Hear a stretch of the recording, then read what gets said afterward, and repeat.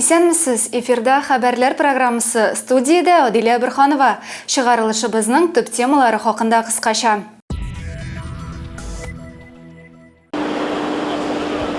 Татарстан Республикасының сәнәгать һәм сәүдә министры Олег Коробченко зәйгә эш сәфәре белән килде. В переводе с латыни слово «экзамен» обозначает «испытание». Действительно, на экзамене выпускников испытывают. Бердәм дәүләт имтиханын ничек итеп 100 баллга тапшырырга. Балалар бакчасында шәй бәйрәме узды. Зәйгә Татарстанның сәнәгать һәм сәүдә министры Олег Коробченко эш сәфәре белән килде. Ул районның ире оешма предприятиеләрендә булып, аларның эшчәнлеге белән танышты. 6 февральдә Зәйгә эш сәфәре белән Татарстанның сәнәгать һәм сәүдә министры Олег Коробченко килде. Район белән танышуны ире җитештерү предприятиеләреннән башладылар. Акурайц Уилс Россиядә йөк һәм җиңел автомобильләр өчен тәгәрмәчләр җитештерүче ире ширкәтләрнең берсе. 2022 елда да оешма яхшы нәтиҗәләргә ирешкән. Компания КАМАЗның төп конвейеры, АвтоВАЗ, НИФАЗ предприятиеләре өчен тәгәрмәчләр җибәрүне уңышлы башкара. Хезмәт җитештерүчәнлеген үстерү хисабына уртача хезмәт хакы 67 000 сумнан артып киткән. Технозаводы директоры Андрей Мамонтов министрны предприятие эшчәнлеге белән таныштыра. 2007 елда ачылган филиалда 300-га якын кеше хезмәт куя. Аның цехларында янмый торган җылылык изоляциясе җитештерелә. Зәй технозаводы Татарстан Республикасы икътисадын үстерүгә зур өлеш кертә. Сәүдә һәм сәнәгать министры Олег Коробченко Зәй ГРС эшчәнлеге белән дә танышты. Татэнерго акционерлык җәмгыяте филиалы булган станция 11 энергоблок белән җиһазландырылган. Санкции, конечно, определенный отпечаток наложили на работу станции, но мы работаем, первое, на всем отечественном оборудовании. Второе, те расходные материалы, которые применяются в производстве импортного происхождения, успешно удалось заменить в короткие сроки китайскими товарами, ну или российскими аналогами. Татарстан Республикасының сәүдә һәм сәнәгать министры районның куәтле оешма предприятиеләр эшчәнлеген югары бәяләде. Видели сегодня, какие результаты были достигнуты. 22 год тяжелый, но все предприятия крупные, которые у нас есть, они все показали прибыль. Были сегодня и на агрегатном заводе, и на Технониколе. Ребята работают, все люди получали зарплату, прибыль есть и город развивается. Министр Зәйдә район советының киңәйтелгән утырышында катнашты. Адилә Бирханова, Денис Сипатов, Зәй хәбәрләре. Зәйдә 2022 елның социаль-икътисади үсеш нәтиҗәләре һәм 2023 елга бурычлар буенча район советының 29-нчы утырышы узды. Анда Татарстан Республикасы премьер-министры урынбасары, сәнәгать һәм сәүдә министры Олег Коробченко һәм башка мәртәбәле кунаклар катнашты. Район советы утырышы хакында тулырак киләсе сюжетта. Зәйдә район советы утырышы энергетик мәдәният сарайында ире җитештерү предприятиеләре һәм авыл хуҗалыгы оешмалары эшчәнлеген чагылдырган электрон күргәзмәдән башланды. Һәр тармак җитәкчесе 2022 ел эшчәнлеге уңышлары белән таныштырды. Сессиянең пленар өлеше энергетик мәдәният йорты залында дәвам итте. Узган елда районның социаль-икътисади үсеш нәтиҗәләре 2023 елга планнар турында төп доклад белән район башлыгы Разиф Кәримов чыгыш ясады. Важнейшее направление нашей работы – это инфраструктурное развитие. Дальнейшее развитие жилой застройки начато в 4-м микрорайоне. Введен в эксплуатацию 24-квартирный дом. Всего же здесь предусмотрено строительство 12 многоэтажных домов. Согласно измененных генпланов, массивы земель для строительства созданы в 4-м микрорайоне и в Воздвиженке. Министр Олег Коробченко районда ире сәнәгатьләр эшчәнлегенә уңай бәя бирде. Зәйлеләргә нәтиҗәле эшләре өчен рәхмәт белдерде. Һәм киләчәктә дә район һәм шәһәр халкының тормыш көнкүрешен яхшырту өчен башкарылачак барлык мәсьәләләрнең уңышлы хәл ителәчәгенә ышаныч белдерде. Утырыш бүләкләү тантанасы белән тәмамланды. Социаль яклау бүлеге башлыгы Эльмира Хуҗина фидакар хезмәт өчен медаленә лаек булды.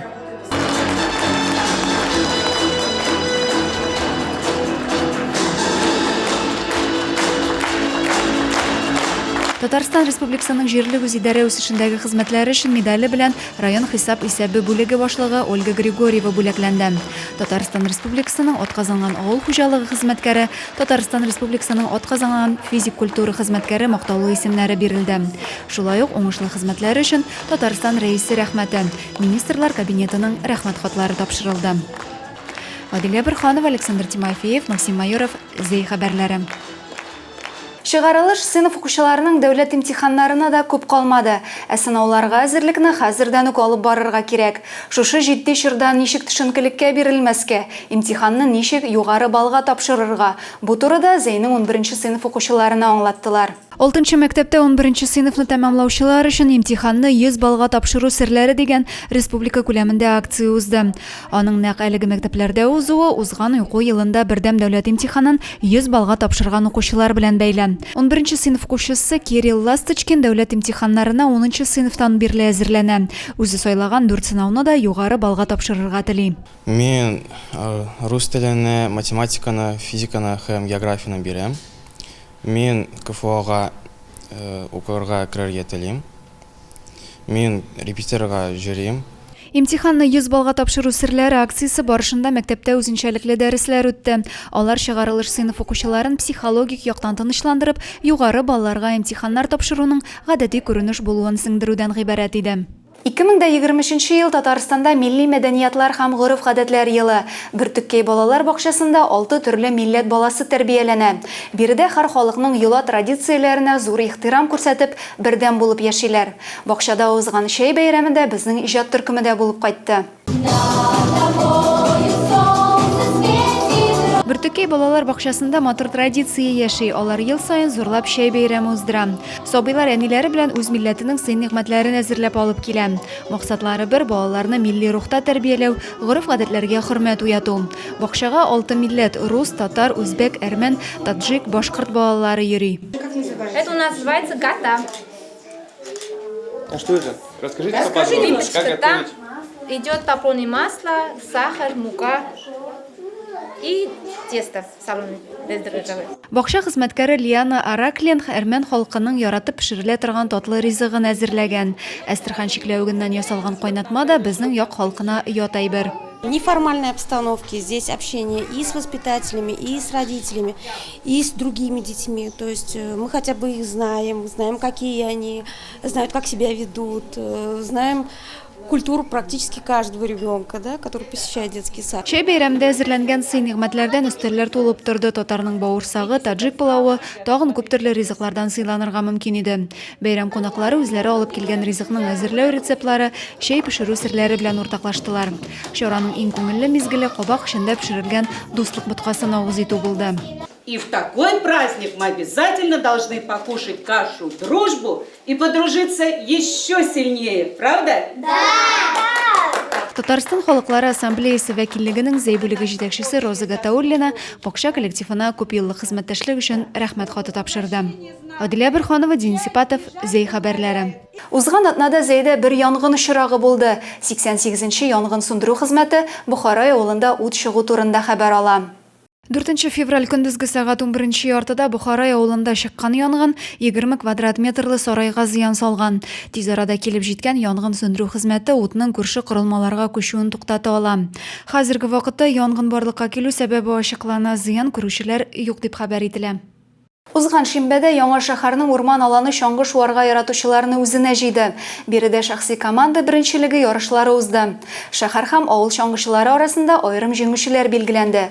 Шулай ук хезмәткә һәм оборонага әзер ГТО фестивале кысаларында чаңгыда нормативлар тапшыру да оештырылды.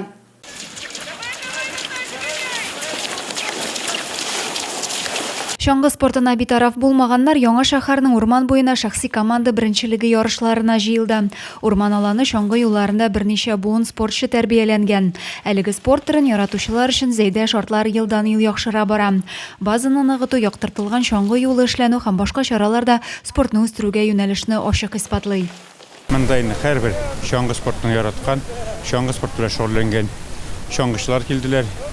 Алар бәлки бик күп түгелдер, но шунысы куандыра. Булар инде һәр вакытта сәламәт яшәү өчен үзләре белән тормыш девизит алган кешеләр.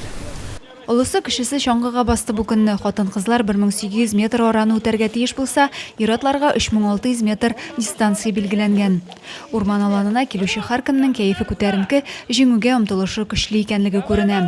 Аксар авылыннан Рамил Галимов биредә узган чаңгы ярышларының берсендә калдырмый. Монда минем бик күп дусларым, менә шул чаңгы спорты белән шөгыльләнүчеләр. Иң беренче алар белән очрашу минем өчен бик зур әһәмияткә ия. Чөнки аларны күрәм, алар белән бергә шуабыз. Икенчедән, шундый матур табигатыбызда булган зәебездә чаңгыда шулмагач урманнарда тагын нәрсә эшләргә кирәк. Соңыннан тантаналы төстә чаңгы узышларында призлы урыннар алучылар тәбрикләнде. Авыл җирлекләре командалары арасында беренче урынны Аксар чаңгычылары алды. Шәһәр командалары арасында Политехник колледж беренче урында, Татнефтедор автомобиль юллары идарәсе спортчылары икенче урында калды. Бүләкләү чарасыннан соң ГТО нормативлары тапшыру өчен район советы һәм башкарма комитет хезмәткәрләре чаңгы юлларына басты. Адилә Бирханова, Александр Тимофеев, Максим Майоров, Зей хәбәрләре. Бу сезгә җиткерәсе соңгы хәбәребез иде. Районыбыз турында яңа һәм тулырак мәгълүматны сез Зей яңалыклары сайтыннан һәм безнең социаль шелтәрләрдән белә аласыз. Ә мин сезнең белән саубуллашам, исән-имин булыгыз.